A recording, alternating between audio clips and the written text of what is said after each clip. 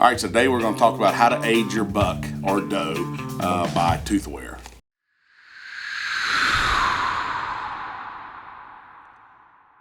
All right, so there's the way you age deer by tooth wear and replacement.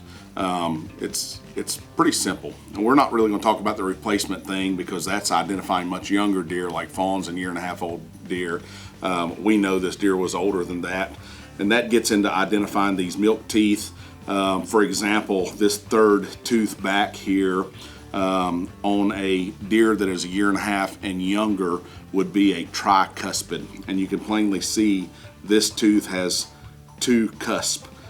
So we know this deer is older than a year and a half old. It's at least 2.5 years old. To identify beyond 2.5 years old, you have 3 molars. 1, 2, 3. You're going to come to this first molar.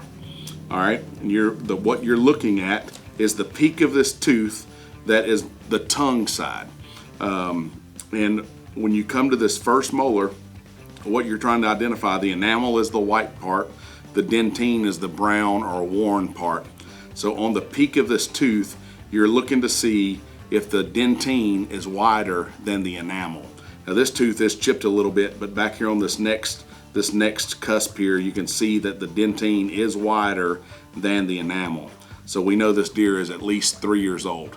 If it was not, then we would call this deer a 2.5-year-old, because based on the bicusp here, we know he's at least a year and a half old, or over a year and a half old, which would put him at 2.5. All right.